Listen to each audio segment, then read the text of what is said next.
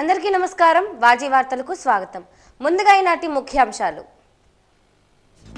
వైకాపా హయాంలో జరిగిన విధ్వంసాన్ని మరచిపోండి. ఆంధ్రప్రదేశ్ రాష్ట్ర అభివృద్ధికి కట్టుబడి ఉన్నామన్న కేంద్ర హోంమంత్రి అమిత్ షా.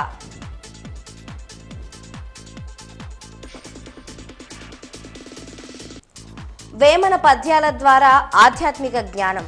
వేమన రచనలు ప్రబోధాత్మకంగా ఉంటాయన్న విజయనగరం ఎమ్మెల్యే అదితి గజపతిరాజు.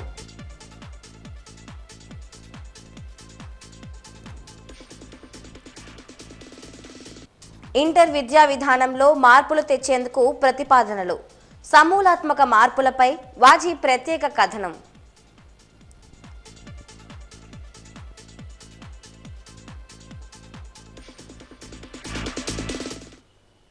ఇప్పుడు పూర్తి వివరాలను పరిశీలిద్దాం. ప్రధానమంత్రి నరేంద్ర మోడీ సారథ్యంలో ఏపీ అభివృద్ధికి కేంద్ర ప్రభుత్వం కట్టుబడి ఉందని కేంద్ర హోంమంత్రి అమిత్ షా ఉద్ఘాటించారు. ఎన్డీఆర్ఎఫ్ 20వ వ్యవస్థాపక దినోత్సవం సందర్భంగా ఎన్ఐడిఎం దక్షిణ సంస్థ కార్యాలయం అందుబాటులోకి తెచ్చామని అన్నారు. ఇక్కడ ఒకే సమయంలో 3 కార్యక్రమాలు నిర్వహించుకున్నామని తెలిపారు. ఏపీలో కూటమికి మంచి విజయం ఇచ్చిన ప్రజలకు ధన్యవాదాలు తెలిపారు. కొండపావులూరులో ఎన్డీఆర్ఎఫ్ వ్యవస్థాపక దినోత్సవ వేడుకలు జరిగాయి. ఎన్డీఆర్ఎఫ్ 10వ బెటాలియన్ను ముఖ్య అతిథిగా కేంద్ర హోంమంత్రి అమిత్ షా హాజరై ప్రారంభించారు. పరికరాల గ్యాలరీని అమిత్ షా సందర్శించారు. తిరుపతి రీజనల్ ఫోరెన్సిక్ సైన్స్ ల్యాబ్ను వర్చువల్ గా ప్రారంభించారు. ఈ కార్యక్రమంలో CM Chandrababu, deputy CM Pawan Kalyan, కేంద్ర మంత్రులు రామ్మోహన్ నాయుడు, బండి సంజయ్ తదితరులు పాల్గొన్నారు. यह कैंपस आज लोकार्पित हो रहा है। आप सभी से अनुरोध जोरदार तालियों से इस क्षण में अभिवादन कीजिए।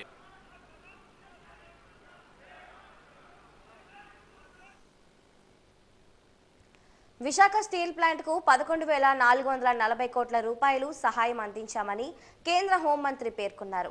ఆంధ్రప్రదేశ్ రాష్ట్రంలో పర్యటనలో భాగంగా ఈ రోజు విజయవాడ సమీపంలో కొండపావులూరులో ఏర్పాటు చేసిన సభలో మాట్లాడుతూ ఆంధ్రుల ఆత్మగౌరవంతో ముడిపడిన విశాఖ స్టీల్ ప్లాంట్ ను ముందుకు తీసుకువెళ్తామని భరోసా కల్పించారు. రాజధాని అమరావతిని గత ప్రభుత్వం బుట్ట దాఖలు చేసిందని అన్నారు. హడ్కో, వరల్డ్ బ్యాంక్ ద్వారా అమరావతికి 27,000 కోట్ల రూపాయలు సాయం అందిస్తున్నామని, విశాఖ రైల్వే జోన్ను కూడా పట్టాలెక్కించామని అన్నారు.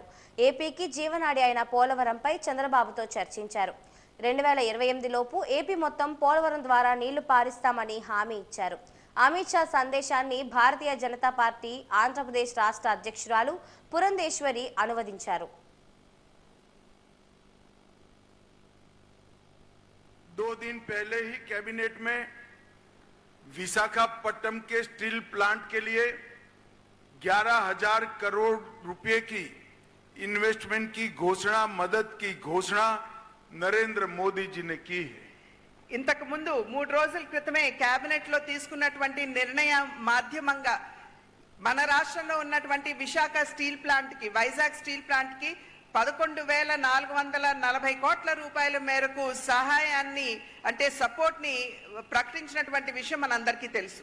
इसमें 11,000 करोड़ रुपए से ज्यादा महत्वपूर्ण ये है कि आंध्र का गौरव ऐसा विशाखापट्टनम स्टील प्लांट अब लंबे समय तक चलने वाला है, वो सुनिश्चित हो गया है. ఇక్కడ 11,000 కోట్ల రూపాయలు అనేది ప్రధానం కాదు. ఇక్కడ ఏదైతే ఆంధ్రుల యొక్క ఆత్మ గౌరవంతో ఈ ప్లాంట్, వైజాగ్ స్టీల్ ప్లాంట్ ముడిపడి ఉన్నదో దాన్ని ముందుకు తీసుకుని వెళ్తూ మరింత అభివృద్ధి పదంలో నడిపించడం అనేది ఇది సునిశ్చితమైందని చెప్పి మీ అందరికీ కూడా తెలియజేస్తున్నాను. अमरावती राजधानी की जो कल्पना चंद्रबाबू जी ने की थी और मोदी जी ने जिसका भूमि पूजन किया था, वो पूरे अमरावती प्रोजेक्ट को एक प्रकार से दरकिनार किया था. పోలవరం ప్రాజెక్ట్ వద్ద నూతన డయాఫ్రమ్ వాల్ నిర్మాణానికి నిన్న అడుగులు పడ్డాయి. ముందుగా ప్రాజెక్ట్ ప్రాంతంలో లక్ష్మీ గణపతి హోమం నిర్వహించారు. అనంతరం భారీ యంత్రాలకు పూజలు చేశారు. పనులను జర్మనీకి చెందిన బావర్ కంపెనీ ప్రతినిధులు ప్రారంభించగా ఇరిగేషన్ అధికారులు సమీక్షించారు. ఈ నిర్మాణం కోసం ప్లాస్టిక్, కాంక్రీట్, T5 మిశ్రమాన్ని వినియోగించనున్నారు. కనిష్టంగా 20 మీటర్లు, గరిష్టంగా 94 మీటర్ల లోతు నుంచి నిర్మాణం చేపట్టనున్నారు. ఇందుకోసం 3 ట్రెంచ్ కట్టర్లు, 3 భారీ గ్లాబర్లు, 3 డిశాండింగ్ యూనిట్లు వంటి భారీ యంత్రాలను ప్రత్యేకంగా జర్మనీ నుంచి తెప్పించారు.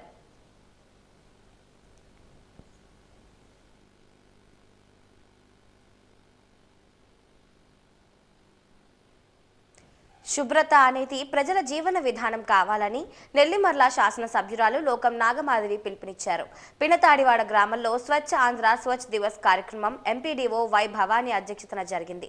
ఈ కార్యక్రమానికి ముఖ్య అతిథిగా లోకం నాగమాధవి హాజరై మాట్లాడుతూ పారిశుద్ధ్య సిబ్బంది ఒక్కరిదే చెత్త నిర్వహణ బాధ్యత కాదని, ముఖ్యంగా ప్రజల్లో చైతన్యం రావాలని పేర్కొన్నారు. మహిళలలో చైతన్యం రావాలని, తద్వారా చెత్తరహిత గ్రామంగా తయారవుతుందని ఆశాభావాన్ని వ్యక్తం చేశారు. స్థానిక సంస్థలు సైతం చెత్త వినియోగం మీద ప్రణాళికతో ముందుకు సాగాలని సూచించారు.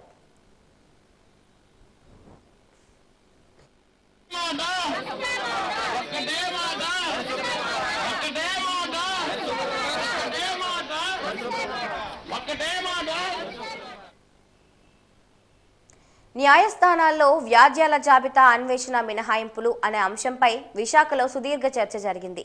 రిసోర్స్ పర్సన్స్ గా సుప్రీంకోర్టు ప్రధాన న్యాయమూర్తి జస్టిస్ ధీరజ్ సింగ్ ఠాకూర్, న్యాయమూర్తి justice PS Narasimha, justice Jayankaran Nambiar వ్యవహరించారు. పలు అంశాల్లో వారి అనుభవాలను, అభిప్రాయాలను పంచుకున్నారు. ఇతర సీనియర్, జూనియర్ న్యాయమూర్తులు అడిగిన ప్రశ్నలకు బదులిచ్చారు. అలాగే కేసుల పరిష్కారంలో ప్రత్యామ్నాయ పద్ధతులు అనుసరణ అనే చర్చ జరిగింది. దీనిలో justice Shyam Koshy, justice Anita Sumanth resource persons గా వ్యవహరించారు. మధ్యవర్తిత్వ విధానంలో అనుసరించాల్సిన ప్రత్యామ్నాయ పద్ధతులు, ఆన్లైన్ విధానాలపై చర్చించారు. అనంతరం డిజిటల్ డివైడ్ రోల్, ఈ సర్వీస్ అంశంపై జస్టిస్ అను శివరామన్, జస్టిస్ సిఎం జోషిల ఆధ్వర్యంలో చర్చ జరిగింది. పలు అంశాలు, సందేహాలపై వివరణ ఇస్తూ నివృత్తి చేశారు. ఈ సదస్సులో ఏపీ, తెలంగాణ, కేరళ, తమిళనాడు, కర్ణాటక రాష్ట్రాల హైకోర్టు న్యాయమూర్తులు, జిల్లా కోర్టుల న్యాయమూర్తులు పాల్గొన్నారు. సమావేశంలో విశాఖ జిల్లా కోర్టు ప్రధాన న్యాయమూర్తి ఆలపాటి గిరిధర్, న్యాయ సేవాధికార సంస్థ కార్యదర్శి ఎంవి శేషమ్మ, విశాఖ కోర్టు పరిధిలోని ఇతర న్యాయమూర్తులు పాల్గొన్నారు.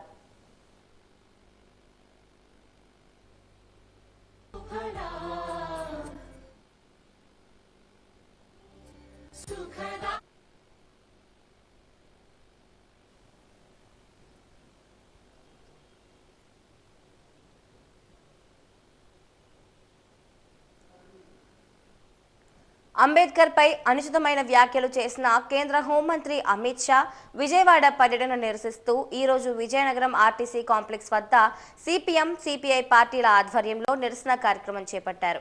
సిపిఎం జిల్లా కార్యదర్శి తమ్మినేని సూర్యనారాయణ, సిపిఐ జిల్లా నాయకులు బెహరా శంకర్రావు మాట్లాడుతూ రాజ్యాంగాన్ని అవమానించి అంబేద్కర్ పై అనుచితమైన వ్యాఖ్యలు చేసిన కేంద్ర హోంమంత్రి అమిత్ షా నైతిక బాధ్యత వహించి రాజీనామా చేయాలని డిమాండ్ చేశారు. విశాఖ స్టీల్ ప్లాంట్ అమ్ముతున్న కేంద్ర ప్రభుత్వాల్లో కీలక పాత్ర పోషించిన అమిత్ షా రాష్ట్రానికి వస్తే టీడీపీ, జనసేన నేతలు స్వాగతం పలకడం సిగ్గుచేటని అన్నారు.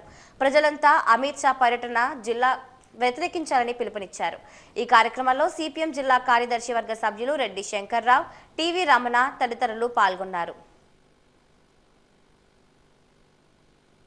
భారత రాజ్యాంగాన్ని రూపకర్త అంబేద్కర్ని అవమానపరిచి అనుచిత వ్యాఖ్యలు చేసిన హోమ్ మినిస్టర్ అమిత్ షా గారు రాష్ట్రానికి రావడాన్ని 10 వామపక్ష పార్టీలు తీవ్రంగా నిరసన వ్యక్తం చేస్తున్నాయి. ఆయన రావడానికి అర్హుడు కాదని చెప్పేసి ఈరోజు రాష్ట్ర ప్రజానీకం నుంచి మేము చెప్పదలుచుకున్నాం. ఎందుకంటే ఈ రాష్ట్రానికి రావడానికి బీజేపీ కానీ, బీజేపీ ప్రతినిధులు కానీ, మోడీ గారు కానీ, లేకపోతే ఇప్పుడు అమిత్ షా కానీ ఎటువంటి అర్హత లేదని చెప్పేసి మేము చెప్తా ఉన్నాం. ఎందుకనంటే అన్ని రకాలుగా, ఒకటి రాజ్యాంగాన్ని అవమానపరిచారు, అంబేద్కర్ మీద అనుచిత వ్యాఖ్యలు చేశారు, ఇది ఒక భాగం. రెండోది ఆంధ్రప్రదేశ్కి ఏం చేశారని అడుగుతున్నాం. ఆంధ్రప్రదేశ్కి ఏం చేశారు? ప్రత్యేక హోదా ఇచ్చారా? స్టీల్ ప్లాంట్కి ఇవాళ ఏం చెప్తున్నారు? ఇవాళ తగుదనమ్మంటూ ఊపుకుంటూ వచ్చాడు. 11,044 కోట్లు, 444 కోట్లు ఇచ్చామని చెప్తున్నారు. ఏమిటది? ప్యాకేజీ ఎవరికి కావాలి? పప్పు బెల్లాలు తిన్నారని సరిపోతారు. మేము అడుగుతున్నాం, ఉక్కు కార్మికులు అడుగుతుంది ఏమిటి?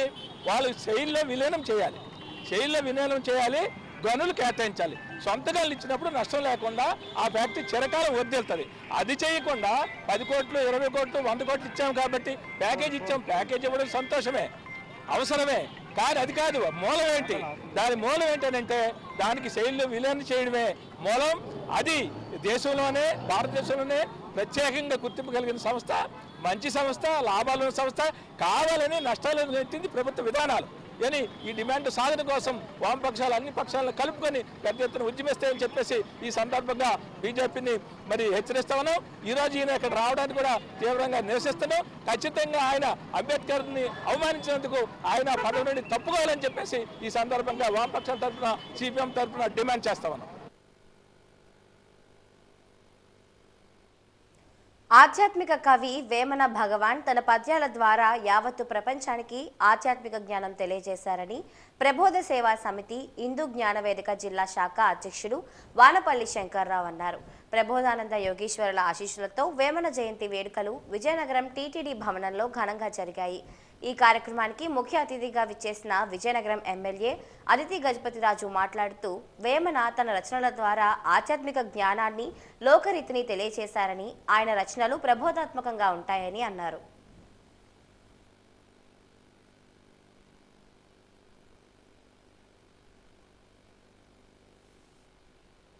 ప్రబోధ సేవా సమితిలో ఈ విజయనగరం ఈ కార్యక్రమం అనేది ఆర్గనైజ్ చేయడం ఎంతో ఆనందం. మన సంస్కృతి సాంప్రదాయం మన పిల్లలకి, మన భావితరాలకి ఇవ్వాలని ముఖ్య ఉద్దేశంతో ఇటువంటి మంచి కార్యక్రమాలు శంకర్రావు గారు ఆధ్వర్యంలో అందరు కూడా ఎంతో కృషి చేసి పెట్టడం చాలా సంతోషం. అయితే మనం చూస్తుంటే మన స్కూల్లో వేమన పద్యాలు అనేది నేర్పించేవాళ్ళు.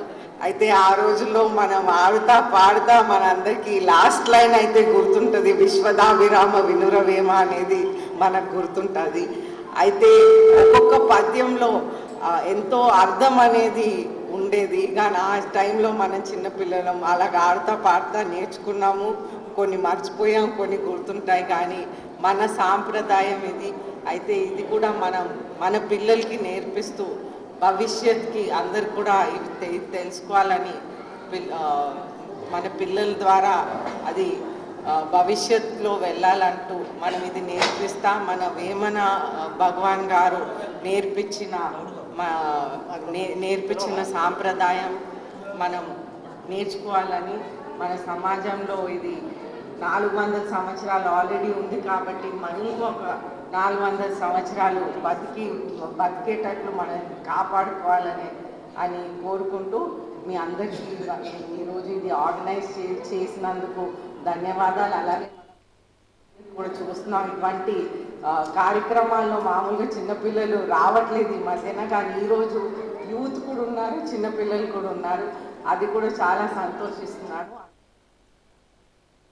కవి వేమన తన పద్యాల ద్వారా ఆధ్యాత్మిక జ్ఞానం కలిగించారని ప్రబోధ సేవా సమితి హిందూ జ్ఞానవేదిక జిల్లా శాఖ అధ్యక్షుడు వానపల్లి శంకర్రావు అన్నారు. వేమన జయంతి వేడుకలలో భాగంగా మధ్యాహ్నం ఘనంగా ఊరేగింపు నిర్వహించారు. వేమన ప్రజలందరికీ గొప్ప ఆధ్యాత్మిక జ్ఞానాన్ని పద్యాల రూపంలో తెలిపారని, అవి శాశ్వత తత్వాన్ని కలిగి ఉన్నాయని పేర్కొన్నారు. నాడు నేడు ఏనాడు తరతరాల వారు వేమన సాహిత్యాన్ని, సాహిత్యంలో విలువలను అనుసరించాలని పేర్కొన్నారు.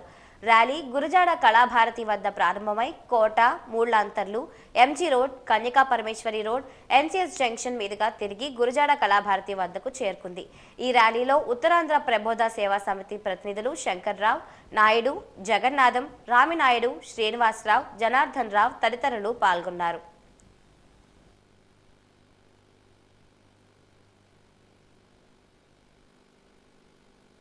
శ్రీ వేమన యోగీశ్వర వారి జన్మదినం. వేమన యోగీశ్వరులు సామాన్యమైన వ్యక్తి కాదు, ఆయన ఒక మహత్తరమైన శక్తి. ఆయన ఆధ్యాత్మిక రంగంలో విప్లవాత్మకమైన జ్ఞానాన్ని అందించడం జరిగింది. ఆ విషయాన్ని ఇంతవరకు కూడా సమాజంలో ఎవరికి కూడా సామాజికంగానే అర్థం చేసుకున్నారు తప్పిస్తే వేమనని ఆధ్యాత్మిక కోణంలో అర్థం చేసుకోలేదు.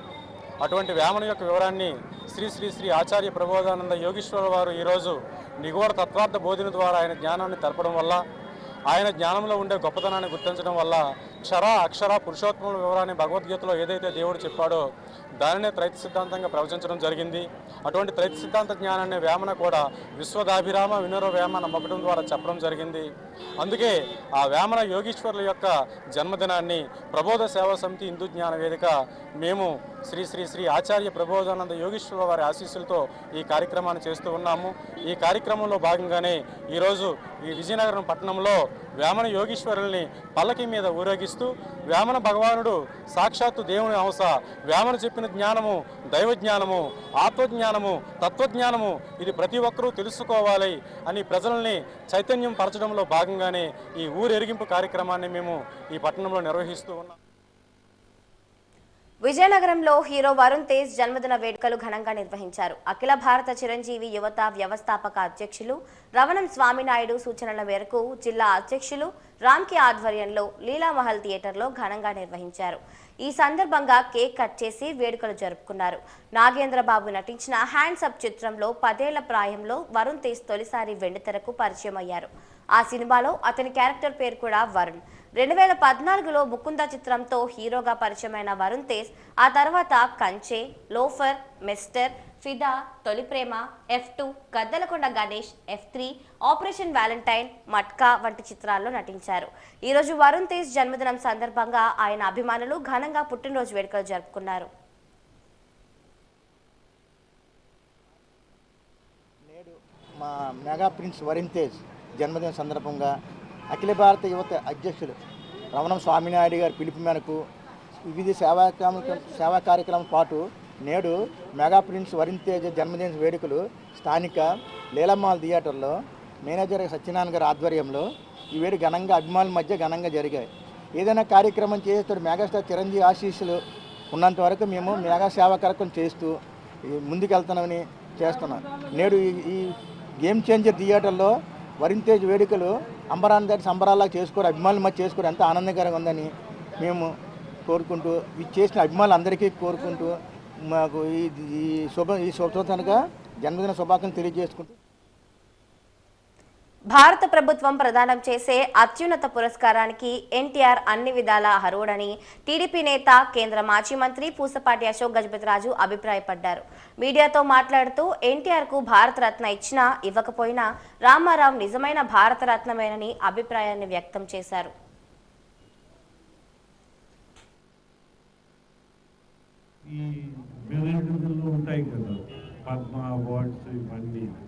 అందరు డిజర్వింగ్ వాళ్ళకి వచ్చిందని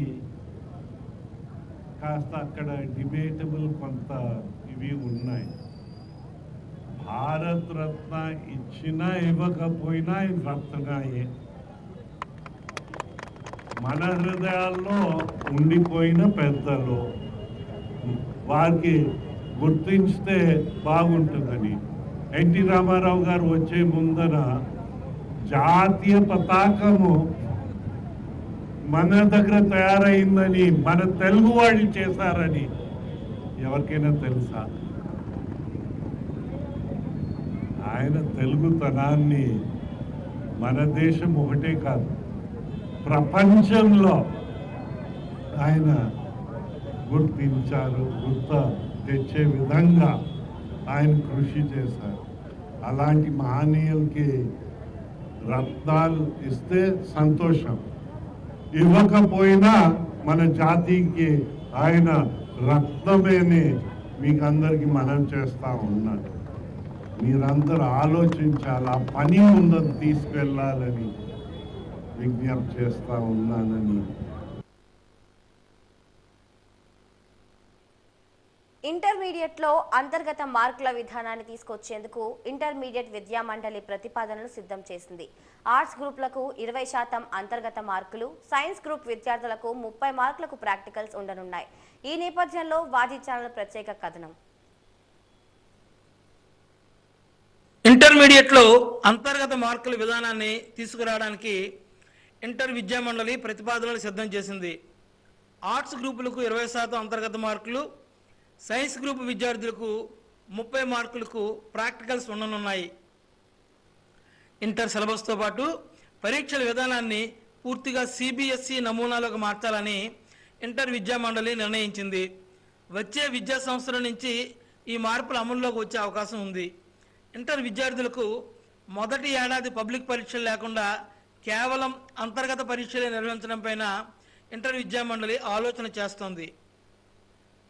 ఇంటర్ రెండో ఏడాదిలో నిర్వహించే పబ్లిక్ పరీక్షల్లో విద్యార్థుల నుంచి సూచనలు, సలహాలు వీటి ఆధారంగా తుది నిర్ణయం తీసుకుంటారు. ప్రస్తుతం ప్రతిపాదించిన మార్పులు ఈ విధంగా ఉన్నాయి. గణితం ప్రస్తుతం 2 పేపర్లు ఉండగా 100 మార్కులకు 1 పేపర్కు కుదిస్తారు. వృక్షశాస్త్రం, జంతుశాస్త్రం చెరో 50 మార్కులు చొప్పున 100 మార్కులకు ఒక్కటే పేపర్ ఇస్తారు. దీనిని జీవశాస్త్రంగా మార్పు చేస్తారు. ఆర్ట్స్ గ్రూపుల్లో రాత పరీక్ష 80 మార్కులకు ఉంటుంది. 20 మార్కులకు అంతర్గత మార్కులు ఉంటాయి. ఎంపీసీ, బైపీసీ గ్రూపుల్లో 30 మార్కులకు ప్రస్తుతం ఉన్నట్లే ప్రాక్టికల్స్ ఉంటాయి. ఆర్ట్స్ సబ్జెక్టులకు ఇచ్చినట్లే గణితానికి సంబంధించి 20% అంతర్గత మార్కుల విధానం ఉంటుంది. ప్రస్తుతం ప్రథమ, ద్వితీయ భాషలు కాకుండా గ్రూప్ సబ్జెక్టులు ఉంటున్నాయి. మొదటి, రెండవ ఏడాది కలిపి మొత్తం 1000 మార్కులకు తీసుకొస్తున్నారు. కొత్త విధానంలో 500 మార్కులకే పరీక్షలు జరుగుతాయి. మొదటి ఏడాది అన్ని అంతర్గత పరీక్షలే కావడంతో రెండో ఏడాది మార్కులే ప్రామాణికంగా ఉండనున్నాయి. ఒక సబ్జెక్టుగా ఇంగ్లీషు తప్పనిసరిగా ఉంటుంది. రెండవ ఆప్షనల్గా విద్యార్థులు ఏ సబ్జెక్టునైనా ఎంపిక చేసుకోవచ్చు. ఉదాహరణకు ఆర్ట్స్ గ్రూప్ వారికి ఆసక్తి ఉంటే జీవశాస్త్రం, గణితం లాంటి వాటిని రెండవ సబ్జెక్టుగా ఎంపిక చేసుకునే అవకాశం కూడా ఉంటుంది. ఇంటర్మీడియట్లో అంతర్గత మార్కుల విధానంపై చర్చ జరగాల్సి ఉంది.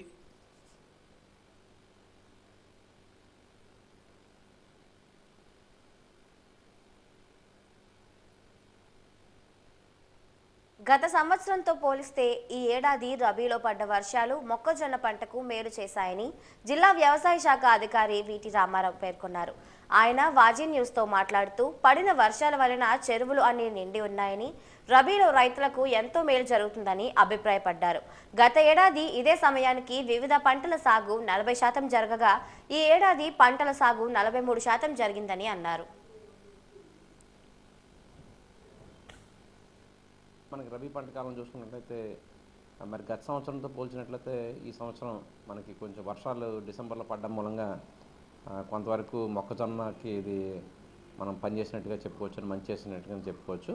అలా ముఖ్యంగా మనకి చెరువులన్నీ కూడా చాలా వరకు నిండి ఉన్నాయి కాబట్టి మరి రబీ పంటలు తీసుకోవడానికి మంచి అవకాశంగా రైతులు దీన్ని భావించవలసిన అవసరం ఉంది.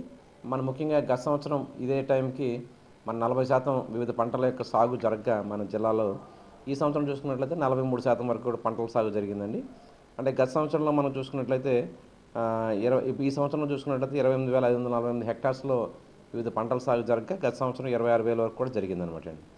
అలాగే మనము మరి అధిక వర్షాల మూలంగా డిసెంబర్లో అధిక వర్షాల మూలంగా మనము కొంత ఇబ్బంది పడిన విషయం అందరికీ తెలుసు. సో దీనికి సంబంధించి మన ప్రభుత్వానికి కూడా నివేదిక ఇవ్వడం జరిగింది. ఈ నివేదికను అనుసరించి ప్రభుత్వం వారు దాన్ని క్రాప్ ఎన్యూమరేషన్ కూడా చేయమని ఆదేశాలు ఇవ్వడం జరిగిందండి. దీని ప్రకారం మనము గ్రామ స్థాయిలో, మండల స్థాయిలో, గ్రామ స్థాయిలో కూడా మరి రైతు భరోసా కేంద్రాల ద్వారా, రైతు సేవా కేంద్రాల ద్వారా ఆర్ఎస్కే అసిస్టెంట్స్ ఇవన్నీ కూడా మనకి ఎన్యూమరేషన్ అనగా మనకి రైతు వారి లిస్టులు తయారు చేయడం జరిగిందండి. ఇప్పటివరకు చూసుకున్నట్లయితే మరి మనకి 356 ఎకరాల్లో వివిధ పంటల యొక్క నష్టాన్ని మనం గణన చేసి రిపోర్ట్ తయారు చేయడం జరుగుతూ ఉంది. ఇది ఇంకొక 2 రోజుల్లో దీన్ని పూర్తి స్థాయిలో కంప్లీట్ చేసి దాన్ని ప్రభుత్వానికి నివేదిక అనేది ఇవ్వడం జరుగుతుందండి.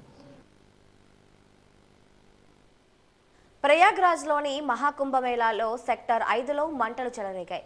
వారణాసిలోని వివేకానంద సేవా సమితి టెంట్లో భోజనం వండుతుండగా మంటలు చెలరేగినట్లు సమాచారం. గ్యాస్ సిలిండర్లలో పేలుళ్లు సంభవించడంతో టెంట్లు మంటలు చుట్టుముట్టి పెద్ద ఎత్తున నల్లటి పొగ ఎగిసిపడింది.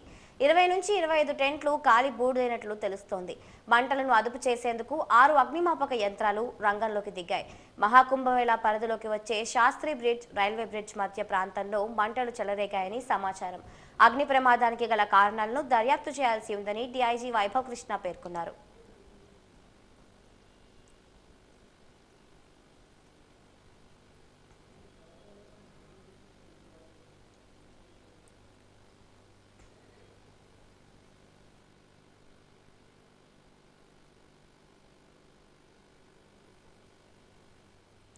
వాజీ వార్తలు ముగిసే ముందు ముఖ్యాంశాలు మరొకసారి. వైకాపా హయాంలో జరిగిన విధ్వంసాన్ని మర్చిపోండి. ఆంధ్రప్రదేశ్ రాష్ట్ర అభివృద్ధికి కట్టుబడి ఉన్నామన్న కేంద్ర హోంమంత్రి అమిత్ షా.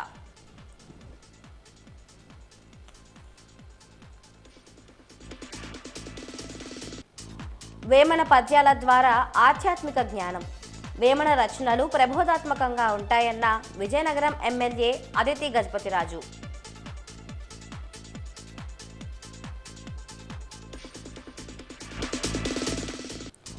ఇంటర్ విద్యా విధానంలో మార్పులు తెచ్చేందుకు ప్రతిపాదనలు, సమూలాత్మక మార్పులపై వాజీ ప్రత్యేక కథనం.